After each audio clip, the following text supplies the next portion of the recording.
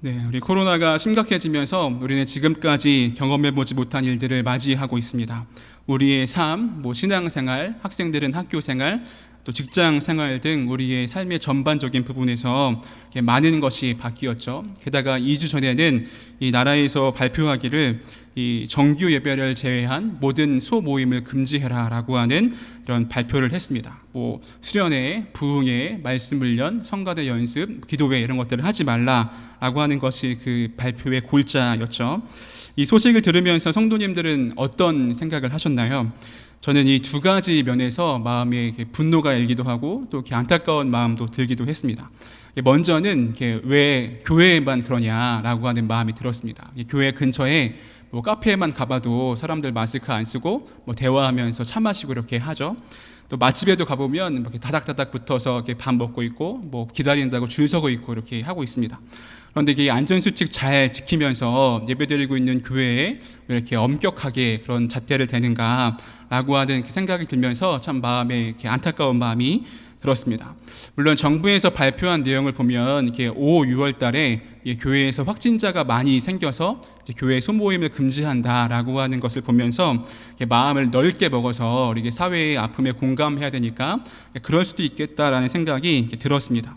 그런데 더 안타까웠던 것은 이제 두 번째 이유였는데요.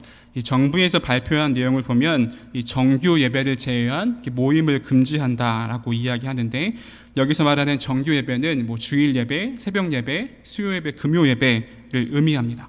저는 이 표현을 보면서 이 세상이 이 교회의 정체성을 제한하는 것이 아닌가라고 하는 생각에 안타까움을 느꼈습니다. 물론 교회는 예배하는 공동체입니다. 예배하는 것이 가장 중요하죠. 그러나 교회는 예배만 드리기 위해 모이는 곳은 아닙니다. 하나님이 우리를 사랑하신 것처럼 우리도 우리에게 맡겨진 지체들을 사랑하고 또 말씀으로 훈련함을 통해서 그 삶이 자기 중심이 아니라 말씀대로 살아가기 위해 하는 것, 그리고 또 어려움에 처한 사람들을 돕고 섬기고 구제하는 것이 이제 교회의 모습, 그리고 교회 공동체의 모습이라고 하는 것이죠. 그런데 세상에선 보기에 교회를 단지 예배하는 공동체로만 생각하는 것 같아서 그리스도인의 한 사람으로서 저는 자존심이 상하기도 하고요. 그동안 교회에서 제대로 된 역할을 하지 못했기 때문에 세상에선 교회를 이렇게 보는구나라고 하는 안타까운 마음을 갖게 되었습니다. 그러다가 오늘 설교할 기회가 생겨서 무슨 말씀을 나눌까 하다가 이 교회에 대해서 함께 나누어야겠다라는 마음을 주셔서 함께 오늘은 교회에 대해서 나눠보도록 하겠습니다. 그래서 오늘 설교 제목이 교회다움인데요. 이 제목은 이 책 제목이기도 합니다. 교회를 교회답게 하는 두 가지 중요한 원리가 있습니다. 하나는 복음이고요. 또 하나는 공동체입니다. 우리 먼저 복음에 대해서 함께 나눠보도록 하겠습니다. 우리가 건강하게 신앙생활을 하려면 이 복음에 대한 바른 이해가 필요합니다. 제가 이 설교를 준비하면서 떠오르는 이미지가 하나 있었는데요. 명동이나 사람 많은 곳에 가면 나이 많으신 분이 뒤에 피켓 같은 거 들고 확성기를 들고 다니면서 전도하는 그런 거 보신 적 있으시죠? 뒤에는 뭐라고 써 있냐면 예수천당, 불신지옥 이렇게 써 있습니다. 굉장히 용감하고 멋진 분들인 것 같아요. 하지만 저보고 하라고 하면 쉽지는 않을 것 같습니다. 그런데 그분들을 보면서 좀 아쉬운 게 있다면 이제 그분들이 전하는 메시지입니다. 단지 기독교를 예수님 믿으면 죽고 천국 가는 종교 정도로 제한한 것 같다는 생각이 계속 들었습니다. 물론 틀린 얘기는 아니죠. 복음의 핵심입니다. 그러나 그렇게 이야기하는 것은 복음을 반만 이해한 것과 같습니다. 만약에 복음이 예수님 믿고 죽어서 천국 가는 게 전부라면, 제가 이 이야기를 올 초에 그 부흥회 때 들었는지 아니면 젊은이부 수련회 때 들었는지 모르겠는데, 가장 큰 복은 우리가 회개하고 영접하고 세례받고 죽은 다음에 바로 죽고 천국에 가는 게 가장 큰 복일 것입니다. 그래서 우리가 복음이 예수님 믿고 죽어서 천국 가는 게 전부라면 그냥 세례받자마자 바로 하나님 불러가셔서 이 악한 세상에 더 이상 안 살고 하나님과 영원한 천국에서 사는 게 가장 큰 복일 것입니다. 그런데 하나님은 우리가 그렇게 세례를 받아도 우리를 이 세상 속에서 살아가게 하시는 것을 우리가 알고 있죠. 그 이유는 이 하나님의 나라 천국은 죽어서만 가는 것이 아니고 이 땅에서 우리가 살아가야 할 곳이라고 하는 것입니다. 그래서 예수님이 이 땅에 오셔서 가장 먼저 선포한 말씀이 마가복음 1장 15절인데요. 거기 보면 이렇게 말씀하십니다. 때가 찼고 하나님의 나라가 가까이 왔으니 회개하고 복음을 믿으라, 이렇게 말씀하시죠. 여기 보면 하나님 나라가 가까이 왔다라고 이렇게 표현하시는데요. 이 하나님의 나라는 저 멀리 죽어서만 가는 곳이 아니고 아직 완성되진 않았지만 이미 우리 가운데 역사하고 있는 그 하나님 나라다라고 예수님이 말씀하고 있습니다. 그래서 우리는 하나님 나라를 이 땅에서도 살아가야 할 사명이 우리에게 있는 것이죠. 제가 중고등부 사역할 때 한 아이가 저에게 와서 이런 질문을 한 적이 있습니다. 예수님 믿으면 천국 가는데 그럼 제가 이렇게 누릴 거 다 누리고 제가 하고 싶은 거 다 하다가 죽기 직전에 예수님 믿으면 천국 가는 거 아니냐고 이렇게 질문을 이렇게 하더라고요. 이렇게 질문하는 이유가 뭘까요? 복음을 제대로 이해하지 못하고 있기 때문에 그렇습니다. 복음이 단순히 예수 믿고 천국 죽어서 천국 가는 것이 전부라면 이 친구의 질문은 그럴싸해 보이죠. 굳이 주일 아침에 일찍 나오지 않아서 일찍 일어나서 교회 갈 필요도 없고 주일에 친구들 만나서 재밌게 놀러 다닐 수도 있습니다. 그러나 성경은 그렇게 이야기하지 않습니다. 우리는 예수님이 이 땅에 오신 이유가 무엇인지를 정확히 알아야 할 필요가 있는데요. 누가복음과 사도행전에서 그 이유를 말씀하십니다. 먼저 누가복음 4장 23절 같이 한번 읽어보겠습니다. 같이 읽겠습니다. 시작. 예수께서 이르시되 내가 다른 동네들에서도 하나님의 나라 복음을 전하여야 하리니 나는 이 일을 위해 보내심을 받았노라 하시고, 예수님이 왜 이 땅에 오셨냐 하면 하나님 나라의 복음을 전하기 위하여서 이 땅에 오셨다라고 말씀하십니다. 그리고 예수님이 십자가에 달려 죽으시고 40일간 제자들과 함께 있으면서 했던 일이 있으신데요. 우리 사도행전 1장 3절 같이 한번 읽어보겠습니다. 시작. 그가 고난 받으신 후에 또한 그들에게 확실한 많은 증거로 친히 살아계심을 나타내사 40일 동안 그들에게 보이시며 하나님 나라의 일을 말씀하시니라. 여기서도 40일 동안 제자들과 함께 있으면서 하신 말씀은 이 하나님 나라의 일에 대한 말씀이었습니다. 여기서 우리가 알 수 있는 것은 예수님이 이 땅에 오셔서 전하고자 했던 그 사역의 핵심은 이 하나님 나라에 있다라고 하는 것입니다. 그리고 그 하나님 나라는 우리가 죽어서만 가는 것이 아니고 현재 우리가 살아가는 이 순간에도 살아내야 한 그런 하나님 나라라고 하는 것이죠. 그러면 하나님 나라를 살아간다라고 하는 것은 무엇을 의미할까요? 이 간단하게 말하면 이 하나님의 통치와 하나님의 다스림 가운데 살아가는 것을 이 하나님 나라를 살아간다라고 이야기할 수 있습니다. 우리는 신앙생활을 오래 할수록 나는 말씀대로 산다 혹은 하나님의 다스림 가운데 산다라고 생각하지만 정말 그런지 우리의 삶을 돌아볼 필요가 있습니다. 이 하나님의 다스림 가운데 살아간다라고 하는 것을 다른 말로 하면 하나님의 다스림이 아닌 것을 거부하고 저항하며 산다라고 하는 것을 의미하기도 합니다. 우리가 2017년에 루터가 종교개혁을 한 지 이제 500년이 되어서 성대하게 종교개혁주의를 지켰던 기억이 납니다. 루터는 부패했던 그 로마 카톨릭에 대항해서 이제 개신교를 이렇게 만들게 되었죠. 개신교를 영어로 하면 이 프로테스탄트 많이 들어보셨을 텐데 이 프로테스탄트라고 합니다. 이 말의 뜻은 저항하다라고 하는 의미가 있습니다. 우리가 진정한 그리스도인이라면 어떤 사람이어야 하냐면 우리가 악으로부터 저항해야 하고 이 세상의 불의로부터 저항해야 합니다. 돈과 명예로부터 저항해야 하고 권력과 높아짐으로부터 저항해야 합니다. 약한 자를 탄압하고 억압하는 세력으로부터 저항해야 하고 교회가 하나님의 뜻이 아닌 이 사람의 뜻으로 움직여갈 때 저항해야 합니다. 이 세상이 하나님 말씀이 아닌 다른 것들로 이루어지려고 할 때 그리스도인들은 저항하는 사람이 되어야 된다라고 하는 것이죠. 이 말을 다시 정리하면 내 삶의 모든 영역에서 이 하나님의 통치를 받아야 된다라고 하는 것과 같은 말입니다. 단지 신앙생활 부분에서만 아니면 교회 생활뿐만 아니라 우리의 경제 생활, 자녀 양육, 회사 생활, 학교 생활, 내 미래와 진로 이 모든 부분이 하나님의 다스림 가운데 이루어져야 한다라고 하는 것이죠. 내 삶의 모든 전반적인 부분에서 하나님의 통치와 하나님의 다스림 가운데 살아가는 사람을 하나님 나라를 살아가는 사람들이다라고 말할 수 있습니다. 이러한 모습은 이제 우리의 교회 안에서도 이루어져야 합니다. 이 교회의 목표는 무엇이어야 할까요? 이 하나님 나라를 살아가는 공동체가 되는 것이 교회의 목표여야 합니다.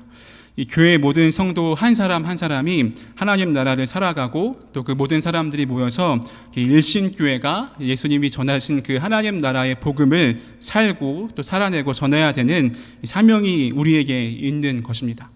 저는 성경에서 이 건강한 교회를 생각해 보면 이 안디옥 교회도 있지만요, 저는 그 데살로니가 교회가 떠오릅니다. 데살로니가 전후서는 이 데살로니가 교회 교인들을 향하여서 이 사도 바울이 쓴 편지인데요. 보통 다른 서신들은 간단한 인사말 후에 그 교회나 공동체를 책망하는 말들로 서신이 시작됩니다. 고린도전서 같은 경우에도 그들이 파당을 나눠서 싸우는 것, 도덕적으로, 성적으로, 윤리적으로 잘못된 죄들을 고발합니다. 그러나 데살로니가 전서를 읽어보면 바울이 데살로니가 교회를 얼마나 기뻐하고 있는가라고 하는 것을 알 수 있습니다. 이 데살로니가 전서 1장 1절에 보면 이 데살로니가인의 교회라고 하는 저 문장을 수식하고 있는 문장을 보면요, 빨간색 글씨에 하나님 아버지와 주 예수 그리스도 안에 있는 이라고 수식하고 있습니다. 이 문장을 하나씩 살펴보면 굉장히 놀라운 고백인 걸 알 수 있는데요. 먼저 하나님을 아버지라고 고백합니다. 많은 사람들이 하나님을 심판하시는 분, 정죄하시는 분이라고 생각합니다. 혹은 또 많은 사람들이 우리 하나님을 나의 육신의 아버지의 이미지를 투영해서 내 육신의 아버지가 엄격하셨다면 하나님도 엄격할 것이라고 생각을 하고, 점잖았다면 하나님도 점잖으신 분이라고 생각하기도 합니다. 혹은 하나님을 저 하늘 멀리 위에 계셔서 우리를 조망하고 있는 분이라고 하는 생각을 갖고 있는 사람들도 많이 있습니다. 그런데 데살로니가 교회 교인들은 하나님을 아버지라 부르고 있는데요, 이것이 우리가 너무 당연하게 생각해 왔기에 큰 감흥이 없을 수 있지만 이것이 얼마나 하나님과 올바른 관계, 또 인격적인 관계를 누리고 있었는가라고 하는 것을 알 수 있습니다. 또 주 예수 그리스도라고 하는 표현인데요, 우리에게 너무 익숙한 표현이지만 이 하나씩 표현을 살펴보면 이 놀라운 신앙의 고백이다라고 하는 것을 알 수 있습니다. 먼저 예수님을 그리스도, 같은 말로 이제 메시아라고 고백합니다. 잘 아시는 것처럼 메시아는 구약에서부터 흘러내려오는 이 오랫동안 이 속국으로, 강대국의 속국으로 살면서 우리를 구원해줄 그 메시아를 이스라엘 사람들이 오랫동안 기다려왔죠. 그런데 그 예수님을 향하여서 그가 우리의 메시아, 우리의 구원자이다라고 고백하는 것입니다. 그리고 또 예수님을 향하여서 이 주라고 고백하는데요, 주는 헬라어로 퀴리오스라고 하는데 그 당시에 이 시저에게만 쓸 수 있는 단어였습니다. 그러니까 그 당시 로마의 가장 제일 가는 권력과 그 황제에게만 쓸 수 있는 표현인 것이죠. 그런데 예수님을 향하여서 이 퀴리오스다라고 하는 것은 우리는 이 세상의 가치와 이 세상의 이데올로기를 따라 살지 않겠다고 고백하는 것입니다. 이 세상 모든 사람들이 로마 황제가 주인이다, 주라고 고백하는 시대 가운데 나는 예수님을 주인으로 모시고 산다라고 하는 믿음의 고백이라고 하는 것이죠. 그리스도인은 우리 주 예수 그리스도만, 메시아 대신 그분의 통치만 받겠다고 이제 고백하는 것이 데살로니가 교회 교인들의 모습이었습니다. 그리고 마지막으로 하나님 아버지와 주 예수 그리스도 안에 있다라고 표현하는데요, 이 안에 있다라고 하는 표현이 중요합니다. 이 정말 어디 안에 있다라고 하는 것이 아니고 이것은 관계를 나타내는 표현인데 그 중에서도 소속감과 관련된 표현입니다. 하나님과 예수님께 속해 있는 교회가 이 데살로니가 교회였다라고 이제 이야기하는 것이죠. 이 소속감은 정체성을 보여줍니다. 이 데살로니가 교회 교인들은 이 하나님과 예수님 안에 속해 있으면서 전혀 새로운 공동체로, 교회로 살아갔던 것을 볼 수가 있습니다. 데살로니가 교회는 생긴 지 얼마 안 된 굉장히 작은 교회였지만 바울이 쓴 데살로니가 전서를 보면 그들이 얼마나 건강하게 성장해 갔는가라고 하는 것을 알 수 있는데요, 그 이유는 그들이 복음을 선명하게 또 제대로 이해하고 있었기 때문에 그렇습니다. 그렇다면 현재를 살아가고 있는 우리 교회가 이 세상에 보여주어야 할 것은 무엇일까요? 그것은 바로 진짜 복음대로 사는 삶입니다. 우리의 핵심 원리는 이제 복음이어야 하는 것이죠. 이 제자 훈련을, 목사님과 제자 훈련을 하신 분은 아시겠지만 이 세 가지 F를 설명하면서 나오는 기차 그림이 있습니다. 이게 CCC를 만드신 분이 만든 그 그림인데요, 이 팩트와 페이스와 feeling, 그러니까 우리의 말씀과 믿음과 이 감정 가운데 무엇이 우리의 삶을 이끌어가야 하는가라고 이야기하면서 이제 말씀이 우리의 삶을 이끌어가야 우리가 건강한 그리스도인으로 살아갈 수 있다라고 이야기하는 건데요. 마찬가지로 우리가 교회의 다음을 회복하려면 이 하나님 나라의 복음이 우리의 삶을, 우리 교회를 이끌어가야 합니다. 우리 교회가 이 돈이 우선이면 안 되고 또 서로를 원망하는 게 우선이면 안 됩니다. 미워하는 게 우선이면 안 되고 내 자존심이 먼저가 돼서는 안 됩니다. 오직 하나님 나라의 그 복음이 우리 교회를, 우리의 삶을 이끌어 가시도록 해야 하는 것이죠. 우리가 정말 하나님 나라의 삶을 살아갈 때 우리 교회가 하나님 아버지와 주 예수 그리스도 안에 속해 있을 때 이 세상의 많은 사람들이 교회다운 건 이런 거구나 라는 것을 알게 할 수 있는 우리 모든 성도님들과 또 저와 일신교회가 되기를 간절히 소망합니다. 교회를 교회답게 하는 두 번째 핵심은 이제 공동체입니다. 하나님이 우리를 일신교회로 부르셨다라고 하는 것은 우리로 하여금 공동체가 되어 살아가라라고 하는 것과 같은 말씀입니다. 자주 또 들은 이야기지만 하나님이 만드신 공동체가 두 개밖에 없다고 그러죠. 하나는 가정이고 하나는 교회입니다. 그래서 그 폴 투르니에라고 하는 학자는 이런 말을 했습니다. 사람이 혼자 할 수 없는 이런 두 가지가 있다. 하나는 결혼이고 또 하나는 그리스도인이 되는 것이다 라고 이야기합니다. 결혼은 혼자 할 수 없습니다. 당연한 말이죠. 그리스도인이 되는 것도 마찬가지입니다. 혼자 성경 읽고 그냥 혼자 집에서 유튜브로 예배드리고 이렇게 하는 것은 온전한 그리스도인이 될 수 없습니다. 단지 종교 생활을 하는 것뿐이죠. 사실 성경을 열심히 읽었다면 혼자 살겠다고 할 수 없습니다. 왜냐하면 성경에서는 공동체에 관련된 이야기로 가득 차 있기 때문에 이제 그런 것이죠. 이 에베소서에 보면 우리가 공동체적으로 사는 것이 어떤 의미인가라고 하는 것을 이야기하는데요. 우리 먼저 세 번역으로 에베소서 2장 10절 말씀을 같이 한번 읽어보겠습니다. 우리 같이 읽겠습니다. 시작. 우리는 하나님의 작품입니다. 선한 일을 하게 하시려고 하나님께서 그리스도 예수 안에서 우리를 만드셨습니다. 하나님께서 이렇게 미리 준비하신 것은 우리가 선한 일을 하며 살아가게 하시려는 것입니다. 네, 여기 보면 우리는 하나님의 작품이다라고 이야기합니다. 이것이 포이에마라고 하는 헬라어인데요. 여기서 주의 깊게 봐야 할 것은 우리는 하나님의 작품들입니다라고 하지 않고 이 작품이다라고 하는 단수를 사용했습니다. 그러니까 우리가 한 사람 한 사람들이 다 작품들이 아니고 우리가 다 같이 모여서 하나의 작품이 된다라고 하는 말씀의 의미인 것이죠. 이게 어떤 의미인지 또 세 가지로 이 의미를 설명할 수가 있는데요. 첫 번째로 우리가 하나님의 가족이 되었다라고 하는 것을 의미합니다.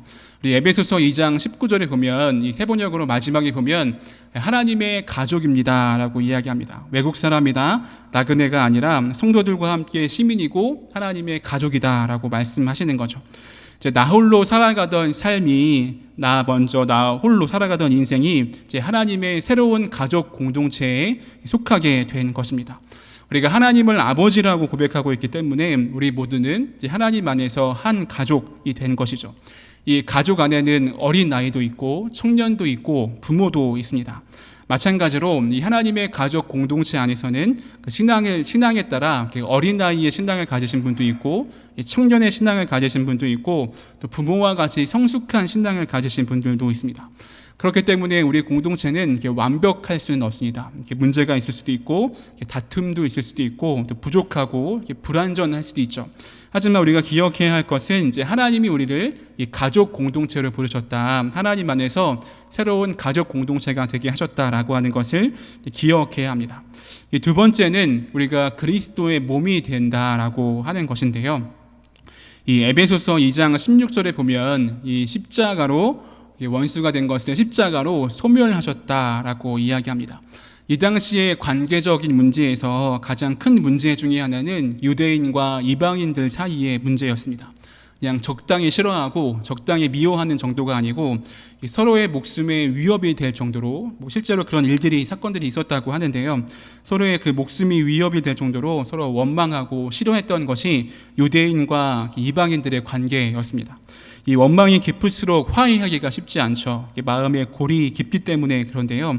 오늘 말씀에 보면 그런데 예수님이 그 십자가로 원수된 것을 소멸하셨다라고 말씀하십니다. 예수님이 십자가에 달리시면서까지 왜 그 원수된 것을 소멸하셨을까요? 그 이유가 에베소서 1장 23절에 나와 있는데요. 우리 같이 한번 읽어볼까요? 같이 읽겠습니다. 시작. 교회는 그의 몸이니 만물 안에서 만물을 충만하게 하시는 이의 충만함이니라. 네, 교회는 그의 몸이다라고 이야기합니다. 이제 그는 예수님을 뜻하죠.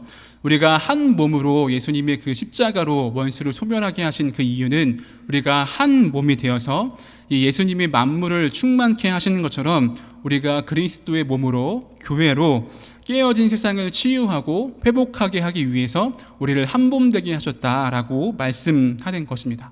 우리 가운데 원수된 것이 있다면 예수님께서 우리를 하나로 묶으셨다, 우리를 하나 되게 하셨다라고 하는 것을 기억해야 할 필요가 있습니다. 마지막 세 번째로 우리가 하나님의 작품이라고 하는 의미는 성령의 전이라고 하는 의미가 있습니다. 우리 에베소서 2장 21절 22절에 보시면요, 그의 안에서 건물마다 서로 연결하여 주 안에서 성전이 되어간다라고 이야기합니다. 여기서 성전이 의미하는 것은 예배하는 공간, 예배하는 공동체를 의미하는데요.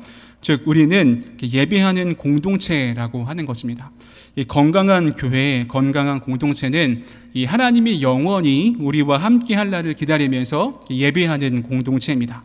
우리가 현재의 삶에 너무 만족하면서 단지 어떤 신앙생활의 하나로 예배하는 것이 아니고 우리가 그 영원히 하나님과 함께 할 것을 기대하면서 예수님이 다시 이 땅에 오실 것을 기대하면서 예배하는 공동체가 성령의 전으로 살아가는 믿음의 공동체라고 하는 것이죠. 그래서 기독교인의 신앙은 이 종말론적일 수밖에 없습니다. 왜냐하면 예수님의 다시 오심을 기다리면서 그 마지막 때를 기다리는 공동체이기 때문에 그렇습니다. 그래서 어떤 학자는 현대의 기독교의 비극은 이 기독교인들이 기다림의 신앙을 잃어버렸을 때부터이다라고 이야기하기도 하는데요. 우리가 건강한 공동체라면 예수님의 다시 오심을 기다리면서 하나님과 영원히 함께 할 날을 기다리면서 이제 예배하는 공동체가 되어야 한다라고 하는 것을 말씀하고 있습니다. 간단하게 살펴봤지만 중요한 것은 우리는 하나님의 가족, 또 그리스도의 몸, 이 성령의 전이로 이제 이미 이루어졌다. 우리는 이미 그렇게 되었다라고 하는 것입니다. 물론 완벽하지는 않지만 우리는 이미 하나님 안에서 한 가족이고 또 그리스도의 몸이고 성령의 전이다라고 하는 것을 기억해야 할 필요가 있습니다.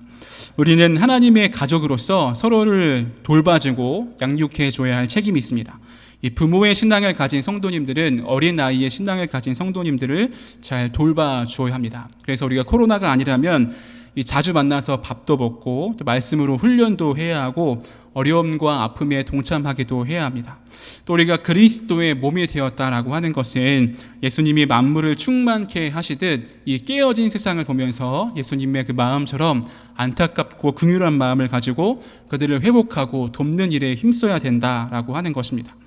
제가 이번 늘푸른 학교를 하면서 참 안타까운 일들이 있었는데요. 이 노인정에 가는 게 유일한 낙인 그 어르신들이 있습니다. 여기서 어르신들이라고 하면 벌써 여기 80대, 90대 제일 나이 많으신 분이 벌써 여기 100세가 되신 분들도 이제 있거든요.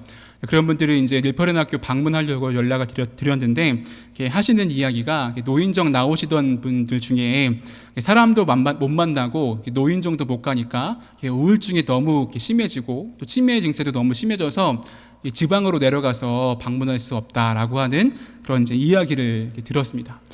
양진말 노인정이라고 후암동에 있는 노인정에 가보면 그 노인정 앞에 공원과 벤치가 이렇게 있거든요. 근데 그 어르신들이 그 노인정에 들어가지 못하니까 335 모여서 그 벤치 앞에 이렇게 앉아 계세요. 그럼 저희가 가서 늘푸른 학교를 하면서 선물도 드리고 했는데 사실 선물보다 저희가 가서 말 한 번 더 걸어 드리는 게 그리고 뭐 인사하고 제가 뭐 사진을 준비 안 했지만 저를 굉장히 좋아하시는 어르신 한 분이 계세요. 연예인이라고 결혼했냐고 물어보시면서 본인 딸을 소개시켜 주시려고 막 하는데 딸이 몇 살이시냐고 그랬더니 50대라고 막 그러셔가지고 깜짝 놀라고 그런 일이 있었는데 그분들과 이렇게 사진도 찍어드리고 그렇게 하는 것이 좀 그분들에게는 굉장한 그 기쁨과 위로가 되는 것이죠. 교회가 해야 할 일이 이런 일들이라고 하는 것입니다. 우리가 그리스도의 몸이라고 하는 것은 우리 교회뿐만 아니라 이 세상에 끼어져 있는 곳들도 치료하고 회복하는 일들을 우리가 해야 되는 것입니다.